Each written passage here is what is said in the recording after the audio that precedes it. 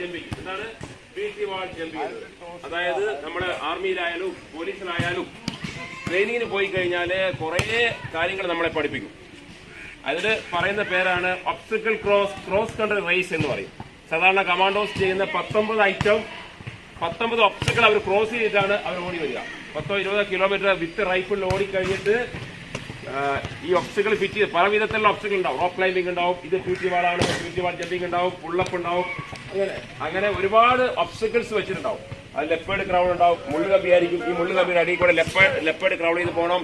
എല്ലാം റൈഫിൾ വെച്ചിട്ടാണ് നമ്മൾ ചെയ്യേണ്ടത്. അതുപോലെ ഡിച്ച് ജമ്പിംഗ് ഉണ്ടാവും. ഇതിപ്പോ ഏകദേശം ഒരു 14 ഫീറ്റ് ഉണ്ട്, 14 അടിയുണ്ട് ഈ ഹൈറ്റിന്. അവിടെ 11 ഫീറ്റൊക്കെ ചെയ്താൽ ധാരാളമായി. 11 ഫീറ്റെങ്കിലും എല്ലാവരും ചെയ്യണം. ഇതിപ്പോ എന്റെ ഹൈറ്റ് നോക്കുക കേട്ടോ, എത്രയുണ്ട്? ഒരു 14 അടി ഹൈറ്റ് ഉണ്ട് ഈ PT വാളിന്.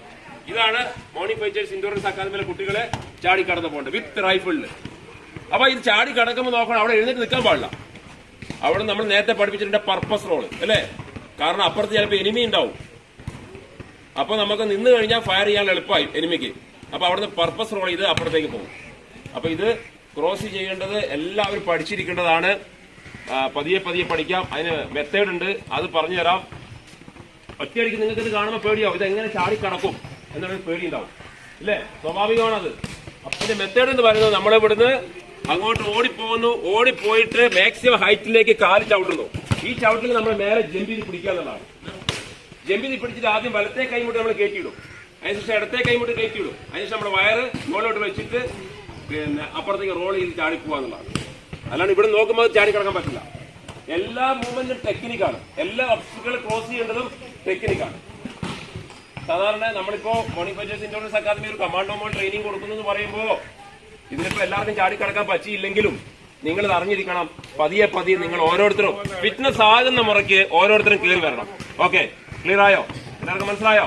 അപ്പൊ നമുക്ക് നോക്കാം, നമ്മുടെ കൂട്ടത്തിൽ നമുക്ക് എത്ര ആൾക്ക് ഇത് ചെയ്യാൻ പറ്റുന്നുള്ളത് നോക്കാം. ഗേൾസ് അടക്കം ഇത് ചാടിക്കടക്കാൻ പറ്റും, പക്ഷെ പരിശ്രമിക്കണം. ഓക്കെ,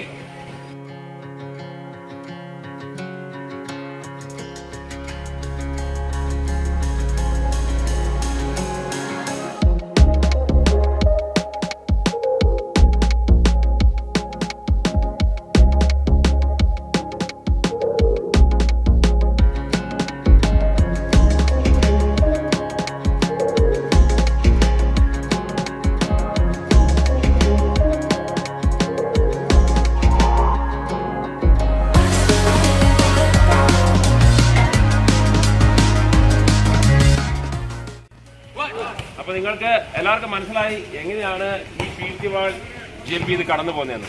ഇത് തുടക്കത്തില് ഈ 14 ഒന്നും ഉണ്ടാവില്ല. ആദ്യം ഒരു 6 ഫീറ്റ് നിങ്ങൾക്ക് തരും, പിന്നെ ഒരു 8 ഫീറ്റ് തരും, പിന്നെ ഒരു 11 ഫീറ്റ് തരും, എന്നിട്ട് 14 ഫീറ്റിലേക്ക് ഇത്ര ഹൈറ്റിലേക്ക് കടന്നു പോകേണ്ട കാര്യമുള്ളൂ. അപ്പൊ നമുക്ക് ഈ MFA എന്ന് പോകുന്ന ഒരാൾ പോലീസ് അക്കാദമിയിൽ എത്തിയാലും ആർമി ക്യാമ്പിൽ എത്തിക്കഴിഞ്ഞാലും അവിടെ നമ്മൾ പരാജയപ്പെടാൻ പാടില്ല. അവിടെ നമ്മൾക്ക് ഇത് ഈസി ആയിട്ട് കൈകാര്യം ചെയ്യണം, ഈസി ആയിട്ട് നമുക്ക് ചാടി കടക്കാൻ പറ്റണം. അപ്പൊ എല്ലാവരും ഓക്കെ അല്ലേ? അപ്പൊ നാളെ മുതൽ ഇതിന്റെ ഒരു ട്രെയിനിങ് നമ്മൾ നേരത്തെ വീഡിയോ ചെയ്തിട്ടുള്ളതാണ്. അന്നത്തെ കുട്ടികളെല്ലാം ജോലി കിട്ടിപ്പോയി, പലരും പല ക്യാമ്പുകളിലേക്ക് എത്തിപ്പോയി. ഇപ്പൊ ഏകദേശം നമുക്ക് എത്ര ആൾ കിട്ടി? 510 ആളുകൾ സർവീസിൽ കയറി കഴിഞ്ഞു. ഇവിടെ വരുന്നവരാരും തന്നെ പരാജയപ്പെടാൻ പാടില്ല. പല വഴിക്ക് നിന്ന് വരുന്ന ആൾക്കാരുണ്ട്, പല സ്ഥലങ്ങളിൽ നിന്ന് വരുന്നു. അവരെല്ലാം തന്നെ ഇപ്പൊ റെയിൽവേ പോലീസിന്റെ സെലക്ഷനാണ് ഇപ്പൊ അടുത്ത ഉടനെ വരുന്നത്. അതിനുവേണ്ടി എല്ലാവരും ഗ്രൗണ്ടിലെത്തുക, ഫിസിക്കലി ചെയ്യുക. അതോടൊപ്പം തന്നെ എഴുത്ത് പരീക്ഷയുടെ ക്ലാസ് തുടങ്ങിയിട്ടുണ്ട്.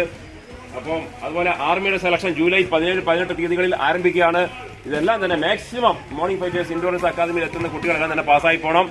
എന്നെക്കൊണ്ട് പറ്റുന്ന പോലെ നല്ല രീതിയിലുള്ള ട്രെയിനിങ് എന്റെ എക്സ്പീരിയൻസ് വെച്ച് നിങ്ങൾക്ക് തരുന്നുണ്ട്. നിങ്ങൾ എല്ലാവരും വരാൻ തയ്യാറാവുക, കിടന്നുറങ്ങാതെ. ഒരു ജോലി അതായിരിക്കണം നിങ്ങളുടെ സ്വപ്നം. നിങ്ങൾ ആഗ്രഹിച്ചെങ്കിൽ മാത്രമേ നടക്കൂ, അല്ലാതെ നിങ്ങൾ രക്ഷപ്പെടില്ല. ശക്തമായ ആഗ്രഹം വേണം, പവർ നിങ്ങളുടെ കയ്യിലുണ്ട്. പണ്ട് പറഞ്ഞതുപോലെ ഉദിച്ചു നിൽക്കുന്ന സൂര്യനെ പോലെയാണ് നിങ്ങളുടെ പ്രായം.